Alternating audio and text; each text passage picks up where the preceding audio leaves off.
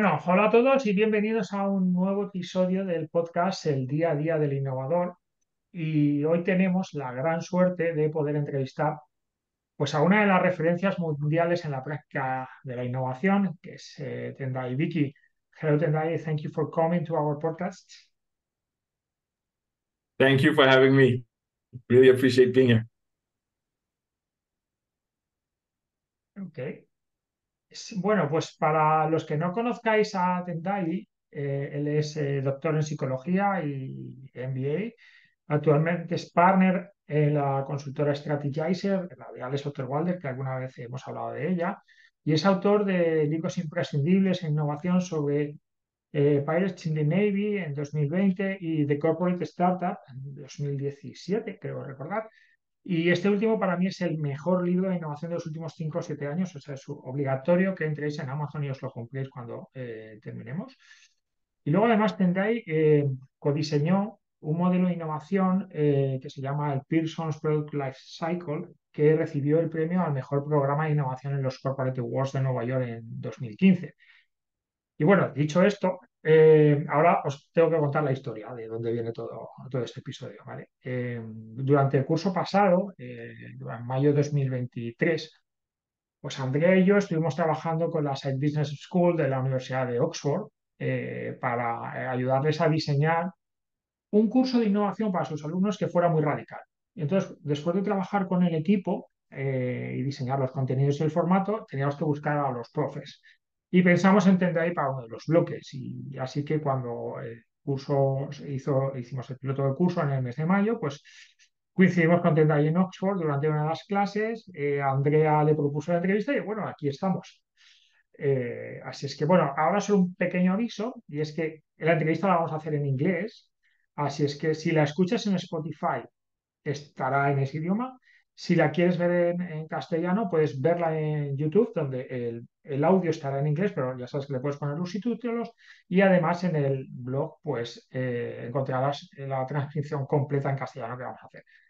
Así es que, pues nada, para mí es un auténtico placer estar aquí con Tendai y con Andrea. Así es que, pues nada, empezamos. Ahí, Andrea, cuando quieras. Yeah, vale. Hola a todos. Well, let's start this. Tendai, it's lovely to have you here. It's lovely to be able to interview you. It's really a great experience for me to have, and for all of us to have in Innolandia as in Innolandia. So the first question is, what is like in a day of Tendayi Viki? Oh man.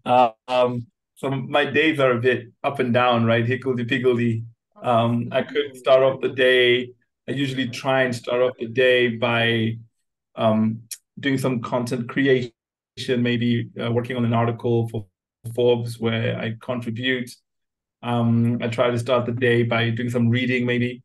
But typically then, soon after that, it's like client calls, advisory workshops, keynote speaking. Like the days are just like mixed together. It's a lot of work that I'm doing with various organizations, advising various leaders, coaching teams, designing programs, teaching at universities. So like no 2 days are ever the same, but it keeps me on my toes and it's very, very interesting always.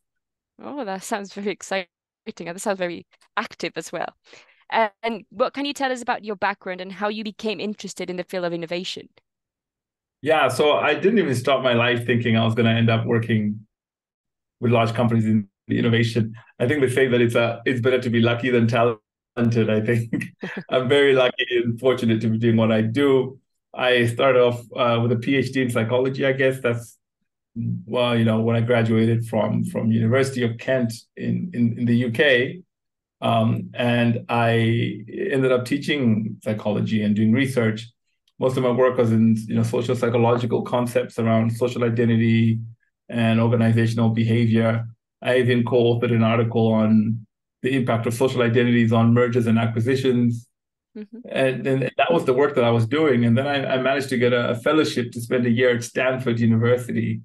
And it was then that I got exposure to creativity, innovation, technology, startups.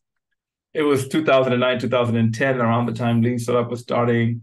Alex was just publishing his book. Steve Blank was teaching at Stanford. So I used to go to Steve Blank's classes and So that's when I became interested in the field of innovation. So that when I came back from that, I then decided to do an MBA, and then I took a sabbatical from my academic work and joined Pearson. And from that point on, I've just been in this side of the working world, I guess. Innovation pond. Exactly. Brilliant. Innovation pond. Well, as a innovation consultant, like everyone in this room, what are some of the common challenges or misconceptions you encounter when working with organizations, and how do you address them? Yeah, so it's fascinating, right? Because when I first started doing this work, I spent most of my early days working in startup accelerators. So I used to work with Rockstar Accelerator. I did some work with Lean Startup Machine. So I spent a lot of my time around startups, and then it was about convincing startups that they're not a small version of large organizations, that they shouldn't, because people always confuse all this stuff. Like Lean Startup, the book, and Steve Blank's work was written for startups. It was to try and get stuff to understand that they're not smaller versions of already existing companies, that they live in this different world filled with uncertainty, and their job is to search for and find the right value proposition and the right business model to take their ideas to scale. And so you can imagine that if a startup that doesn't have an already existing business is struggling with this concept, what about a successful company that's already making money with successful products in the market, right? And so the common challenge that you find is companies taking whatever they use to run their core business and applying it to how they drive innovation. And so it's the same concept, but only in a different situation, in a situation where it's even harder, right? Because those companies already built up their cultures like that. Their reward systems are like that. The people who are in power were promoted because they were very good at that. And so it's much harder to get them to change how they think about how to run their organization and treat innovation kind of differently, you know? Mm-hmm. Well, that's really cool. And I think we have that a lot in with us in our clients in Innolandia, so we can actually refer and have the same thoughts like you. It really is struggling, or this organization that are really struggling to get through innovation with the same way of working that they used to, and not having a different approach to innovation. Yeah. We in Innolandia, we actually agree with Steve Lang's statement of we don't need innovation heroes, but we need systematic approaches. And how do you consider that innovators can actually move from just doing projects to managing innovation, to do that that jump? So that's fascinating, because in one essence, the conversation we were just having about this challenge of like how the core business encroaches on doing innovation in a different way. That is why a lot of companies have heroes, because what the heroes have to do is they have to break the rules, right? And so all these rules around, you have to write a business plan, you have to put in a business case, you have to work with budgets, you have to do reporting, you have to follow a roadmap, you have to go on the IT backlog, you have to use only these platforms and not these ones, and IT security and all these things, right? To be legal and compliance, procurement, you have to follow all these rules in order to succeed in an organization, but these rules are constraining whatever innovations you're working on. And so you become a hero because you break all these rules and, in a sense, put your career at risk because you're getting in trouble all over the place. And then at the end of it all, if you survive and your innovation goes out into the market, you're celebrated as a hero, as a rebel. It's like, well, rather than like celebrate people as heroes, why not just like create a system where they don't have to break rules, where they don't have to fight, where they don't have to do all these hard things. And so I really like that statement by Steve Blank, right? You can really create a systematic approach, which takes you from like having to go from project to project to project to project. So you can imagine, for example, and I always say this to innovators, right? You've got two jobs that you can choose to do at any given moment. You've got the job of protecting your project and making sure that that project becomes successful in the world. And you can navigate this project through all sorts of corporate politics. Mm-hmm. You've got another job, a second job, if you choose to take it. You don't have to, but if you choose to take it, which is to use your project as a way to build a pathway for future projects. So every time you encounter a problem, say with legal and compliance, rather than just having them solve the problem for your project, you can have a conversation about, is there something we can do so that this barrier goes down for things that are coming behind me? And that's more pioneering. It's a way of creating an ecosystem or creating a process or creating a different practice for your organization. And a lot of people don't want to do that work. It's political, it's engaging with leadership, it's writing documents, changing processes, the creative, they don't want to do that. But if they don't do that, it means that every time they're working on the innovation project, they have to negotiate with procurement as if it's a new thing. Then they go away again, then they come back with another thing, and they have to negotiate again because everything is always starting from scratch rather than creating a systematic process. And so I really don't think innovators should be heroes. I think they should have a systematic process that can be designed. Okay, that's really interesting. It's like not try to avoid going against the current, but creating your own current within the organizations to make sure that every single pipeline, every single project goes through without any barriers. I'm sure obviously any project is completely different, so we will have any barriers, but at least the main barriers with each department, you have at least no barriers or little barriers at stake. That's brilliant. Yeah. That's really interesting to know, for all of our innovators that follow us to actually understand from different perspectives from you how important it is to create that system and that pipeline to make sure that all innovation and all the efforts from innovators actually deliver and go to the end. This comes to the next question. How did you come to the realization that innovation requires the fusion of creative ideas and with sustainable and profitable business models? You talked that in your book, The Pirates of the Navy, and how these two need to be linked and diffused. Here in Innolandia, we have a rule, let's say, that there is no innovation if you create that you have created that is not profitable, either being time, cost reduction, or sales. So anything has to come for us to call it innovation. Something has to come at the end. A result has to come at the end of something has to come at the end of it. Yeah, no, absolutely. It's fascinating, right? I saw a poster the other day, and I use it on my slides, and it said innovation theater. It looked like a movie. Like, come watch this movie called Innovation Theater, starring Ideation Tool. So the star of Innovation Theater is Ideation Tool. And I think the most fascinating thing about innovation is the creative aspect of it, coming up with breakthrough ideas and generating these creative, cool things, cool technologies, AI, blockchain, like all these things. They're basically the sexy side of innovation, right? Everything is like cool there, but the depth of innovation and the truth and the reality of innovation is actually far more boring, because then you have to take all of these cool things and start to turn them into value and start to turn them into something that has impact on an organization. And so you have to navigate from being an inventor of cool things to a creator of businesses. You have to navigate from being a creative, even a creative writer, and then once you have to start earning a living from your writing, now you have to start thinking about the audience, and that starts to put a constraint on your writing. And so all of that conversation is the struggle of innovation, which is connecting the things that we create to the real world and making sure that they have an impact. And so that's basically the distinction. And so one of the things we noticed early on in the movement, corporate innovation movement, especially around the Lean Startup and Agile kind of early days, was there was a lot of emphasis on the creative stuff. Idea jams, hackathons, and pizza nights, all that stuff. It was so much a lot of that happening all the time. And people could do that for a couple of years, but because there's money being spent, ultimately the organization wants a return. Mm-hmm. And that's fair. We don't go to work to hang out.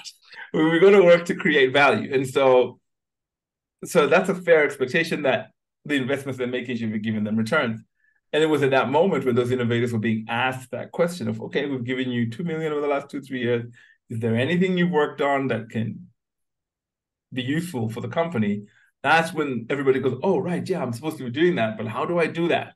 And that's when we start navigating through this conversation of, well, you need a value proposition, you need a business model. It needs to be scalable, it needs to be profitable. Well, how do I do that? Well, you need to design it and then test it, iterate, and until you find something that works. It's actually pretty much disheartening, trough of sorrow type of work before you actually find something that works. And so just getting teams to make that commitment, it's literally like my life's work, right? That's what I do like every day. It's very interesting always. I see that. We also have, that's our day-to-day life as well. And we can relate a lot into having that, all these companies that do all these creative hackathons and really, spend lots of wow money splashing in innovation labs and whatever, so on.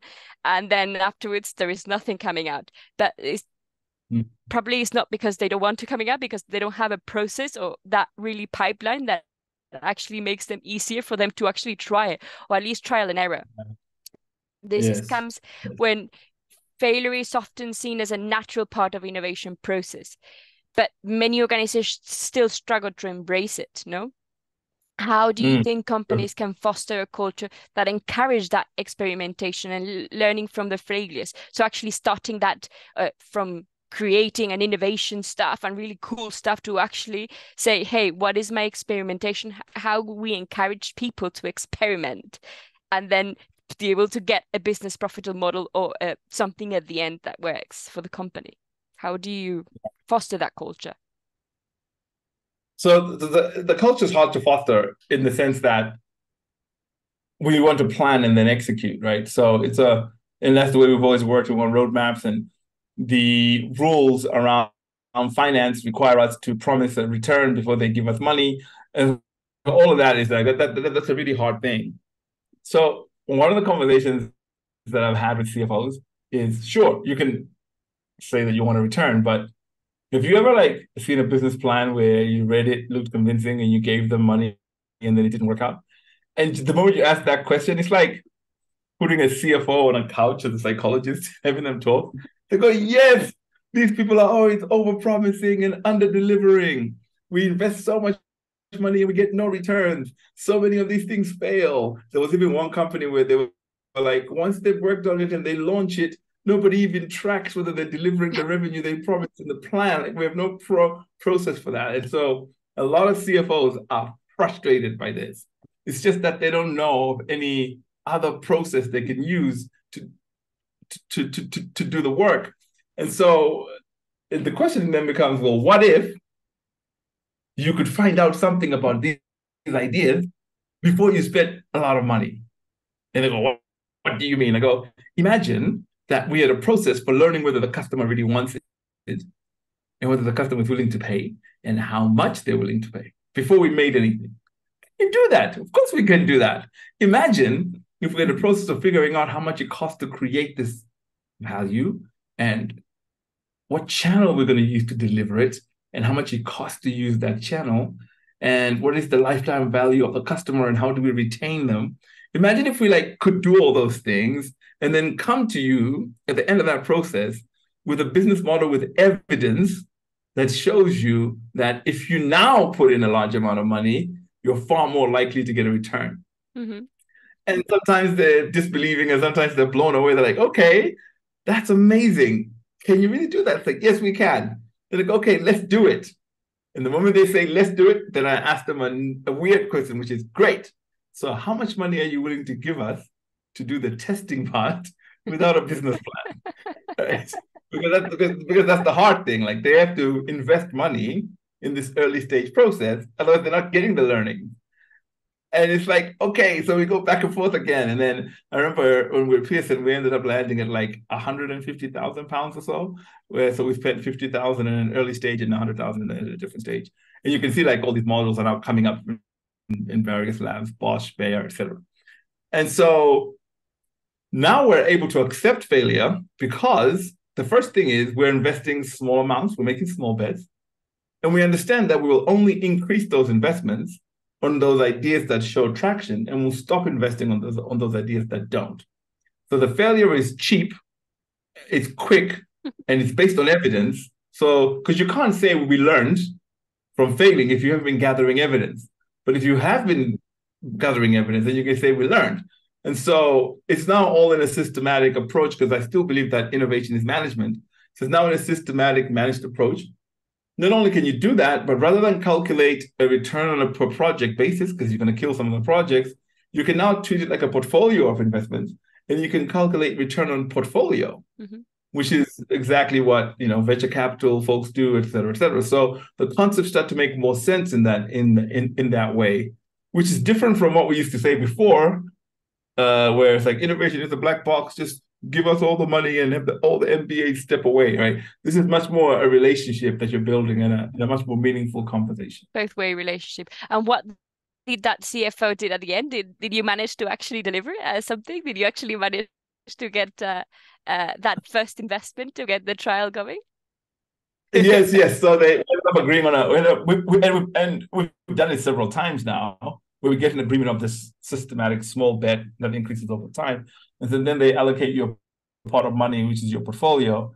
And then, you have to work through that and still create value, because if you don't, they won't repeat the funding, right? So you still have to choose to do that. And what did those CFOs said at the end when you got the results and they were good and they were I can invest millions of pounds or dollars to get that sorted, and I know that it's going to be profitable at the end? Yes. No. What was their reaction? That's a really great conversation, by the way, because a lot of CFOs are used to people coming and just presenting them ideas with no evidence. But this is different, right? This is a team coming to you and saying, we've been running experiments and we've learned that every time we spend $1, we get 5. So now we're looking for $1 million of those dollars so we can scale this model. Like, it's a different conversation altogether. It's a conversation that feels more comfortable and more natural, in terms of working on ideas. But and it's funny that things that are intuitive are hard to get to if you're stuck in a certain mindset. The moment you shift to this other way of practicing, it becomes like, yeah, but why didn't we do this before? It feels normal that's what you would do if you were in situations of uncertainty. But it's that's the cool thing about these ideas, is that once you're in it, it's quite intuitive. But before, it can seem like a bit paradoxical, right? Is it lost? Is it the right move? Am I going into the deep end and not surviving? Yeah, exactly. That's probably the mentality that most innovators go through at the beginning, going like, oh, this is going to be a failure. This is not going to work. How is going to do it? I'm still going to present it to the CFO and see if he gives me money to get that sorted and see if I'm proving wrong. Yeah, no, I mean, one of the hard things when you're instituting an innovation governance is the number of people that have back channels to leadership. So you're like, we've now have a systematic process. You come to the innovation board and you get this investment, and then you do experiment and you get that investment. And if you refuse to give them investment, they have a back channel through some other leader to get the resources they want. To get it done. Yeah, so you get a lot of backdoor projects. So yeah, if you're going to pick up this process, I'd rather close all the back doors and force everyone to go through this one portfolio. But that's hard, right? It's corporate politics. Well, that's going into a whole different new world in corporate ventures and corporate stories.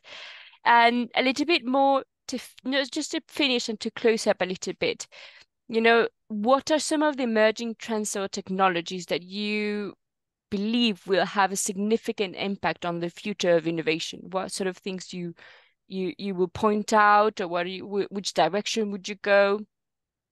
Yeah, so before, I used to get asked that question before, and I never had anything to say. But with the AI stuff, with the language models and the chat GPT type technologies, I think that's going to have a really huge impact on the practice of innovation, especially learning about customers and crafting value propositions. And I mean, you know what they say, right? Innovation on day one always looks like a toy. So I don't know how great it is now. You always have to clean it up and double check. It's not lying to you. But this is the worst it's going to be. After a while, it will be a researcher. It will be someone in the team. Yeah, exactly. Having conversations with customers on your behalf, or taking the recordings that you've had with your customers and giving you the results. So you don't have to do your own mapping and your own insight digging and your own, so there's a lot of there that's going to be facilitated, a lot of manual labor things that we're doing. You could probably even tell it, like, if you could feed it like 20 customer interviews and then tell it to populate a value proposition canvas Totally. I mean, on I'm the sure everything is possible within the innovation and stuff. And I yeah. think, do you think we will make it a lot easier for even the CFO to make that initial investment, saying, "Hey, we're looking at this. We looked at with the artificial intelligence, with AI, Gen AI, and this is what it tells us. Let us do a proper research with proper people that are actually going to buy the product, or the proper people within the company that are actually going to use the process to deliver that innovation." I think Yeah. I totally agree. Yeah, no, absolutely. It's really exciting. Yeah, and I also think that there's also other things, right? So we have innovation accounting and innovation metrics, which is a field that we're developing, where if you program the AI to say, when you see this pattern of evidence, it means that there's customer validation. When you see this pattern of evidence, it means that there's business model validation. When you see this pattern, and then you just feed it the evidence, it'll tell you That's to it. stop investing, keep on investing, right? That's coming. That kind of stuff is definitely coming in, and I don't think that, I don't know how soon, but yeah, it's inevitable, I think. Okay. Really interesting. And no, we have to all embrace it. All innovators have to embrace that new technology coming in. And I'm sure most innovators will have that AI within the organization as an innovation system, as an innovation product, as an innovation thing. So they also have to work through it both ways, seeing how it will benefit their innovation progress and innovation system, but also how innovation will work within the company, and how can we invest in the company to improve innovation and using AI in all the organizations. Yes. So it's really exciting. I think we covered most of the things we wanted to say. Angel, do you want to add anything else? And Dai, you want to put anything else on the table? We're really happy that you actually here with us, and being able to tell us your story, and being able to tell us your the advanced knowledge and innovation. I think we're really happy about it. We're really excited about it, to be honest. Thank you. I'm not gonna lie it. Thank you. No, it was a really exciting conversation for me too. So thank you for having me. It was fun. Thank you, Angel. Thank you. Thank you, everyone. Lisa, thank you, Tendayi. Thank you, Andrea. It was a pleasure for me, and I hope that is a good learning for all the people who can listen, who can watch this interview. So thank you very much for being here from your for your home on Zimbabwe. So thank you very much, and gracias a todos por los que estáis aquí. Nos vemos en el próximo episodio. Hasta luego. Adiós.